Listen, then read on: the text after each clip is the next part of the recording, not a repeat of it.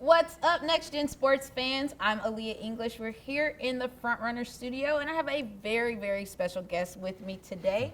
I'm sitting here with Indiana resident, Cathedral alum, starting right guard for the Alabama offensive line, Emil Ekiyor. How are you doing today? I'm good. How you doing? I'm glad to be on the show and ready to have a good time, man. Awesome. So how do you feel being back in the city? It's not too often that you get to come back here, I figure. So what is it like being back home? It's pretty refreshing just to take some time, spend some time with family, do some stuff I wouldn't normally be able to do, go Christmas shopping. So it's just good to get away from the hassle of school and football and all that stuff. So take a break before we go back and lock in for this last championship run. All right. So when you are here in the city, let's say you have 48 hours in town, what are the 3 things that you have to do before you go? That's a tough question. So I would say number 1, go visit my granddad. He's stays on the west side of town. Grandma actually passed, so just making time to spend with him, is really valuable. And then secondly, probably hit Long's Donuts. That's a prime spot in Indy. You got to hit the Long's Donuts. Can't get it anywhere else in the country, so probably hit that. And then 3, visit my church, Eastern Star. It's rare. I normally watch it on the webcast online at school, so whenever I get a chance to actually go in and see Pastor Johnson preach in person, it's special. So those are probably my top 3 things. Awesome. You got my stomach rumbling. I want some Long's Donuts right now. We might have to stop after the interview. Definitely. But speaking of your time here, this is where it all started. You putting in the work, and when you were coming up, did you ever dream that you would be playing for the number 1 team in the country, Alabama? Like, that is the dream for little 8th graders out there. So can you tell us a little bit about your process and how it feels to, finally kind of be living that dream out?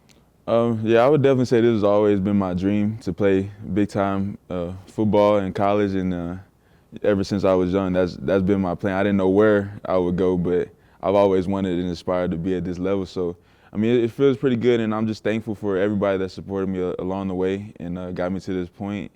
And that's really who I, do it for and play for, like to make those people proud and stuff. So, I mean, it feels really it's gratifying, but also I know like there's still room for improvement. So, and I still have dreams and goals that I have set out for myself that I still want to accomplish. But this is just a stop along the way, and yeah, it feels good. But I feel like the main goal in all this is really just to get my education. I wanted to go play college football, but also like go to a good university, get my education, and set me up for after football. Awesome. Keep staying on the football track. You've had the pleasure of playing with 2 of the last 3 Heisman winners, and this past weekend, Bryce Young was rightfully, in my opinion, awarded the Heisman Trophy, was able to join that elite club Heisman winners. But what is it like to play alongside those players? Like, what do you pick up? What is it like?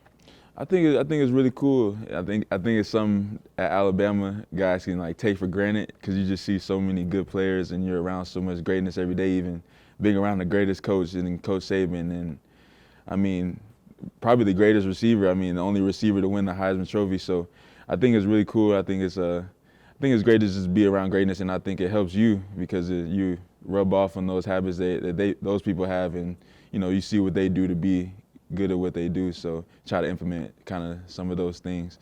So I think it's pretty cool and a special moment. I mean, I don't think there's too many people that block for 2 Heisman winners back to back. So just trying to be grateful for it, and actually appreciate it. That's awesome. And speaking of, playing for this solid team, 2 back-to-back Heisman winners, and now you guys have some business to take care of. January 10th, that's marked on your calendar, I'm betting. So how good would it feel not only to bring home that national championship, but to bring it home in your hometown, because it will be played in Lucas Oil Stadium? How does that feel? It would feel amazing. I mean, it would definitely mean the world to me. I know since we won the national championship in Miami last year in 2020, like, as soon as they announced that it was going to be in Indianapolis, that has been one of my goals, just to, achieve that and hopefully win the national championship in my own city, man. So that would be really cool, but, we got business to handle. On December 31st, we play Cincinnati first, so got to take care of that game, but definitely the ultimate goal is to win the national championship in Indianapolis, and, man, that would be the best feeling in the world. I can only imagine. And you have a really good support system here, and your parents have done a really good job of, pushing you along the way. Your dad formerly played in the NFL. Your mom is doing excellent work with the Moms in the Zone campaign and just teaching other mothers who have D1 athletes what the process is like. So how has that support system helped you out in this journey? My support system's been everything. Definitely wouldn't be where I am today without them and all the sacrifices they've had to make to get me to this point. So I'm just forever grateful for everything they've done for me, and continued to just let them know. And like, I try as best as I can just to let them know how thankful I am for them. So them just coming to every game, calling whenever I need someone to talk to and support, it means the world to me, and I think it's definitely got me to where I am today. Awesome. And then just to talk a little bit about, because with your support system that you have with your family, you also have a nice little support system online for social media with your following. But we know that juggling and navigating that can be hard sometimes. So what advice would you give to younger athletes out there or playing and who are having to navigate that? I would say a new added stressor, because not only are you working hard off the field, working to get your education, and then now you have like Joe Schmo all the way out in Indiana talking about, oh no, you need to do better, or you knocked off my team. So how are you navigating that?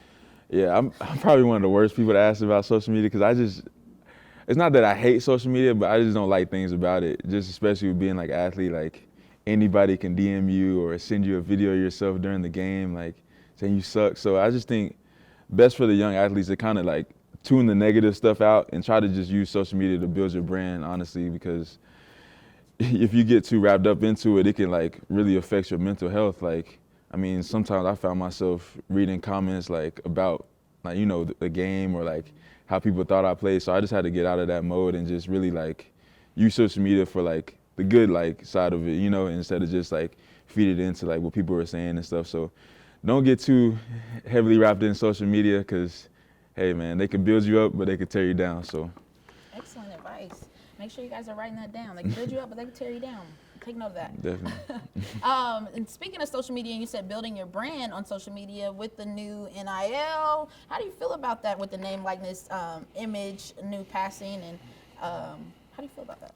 I think in the beginning, I wasn't too sure about it, like, because it was new and it wasn't really clearly defined. But I think it's a good opportunity for college athletes to like really like build their brand, like I was saying, in a positive way, and also like use their platform to support whatever they want to, and really like give themselves a voice more than ever before. And now you're getting compensated for those things too. So I think it's something that college athletes have deserved, to have that platform and use their platform, and actually being able to like make,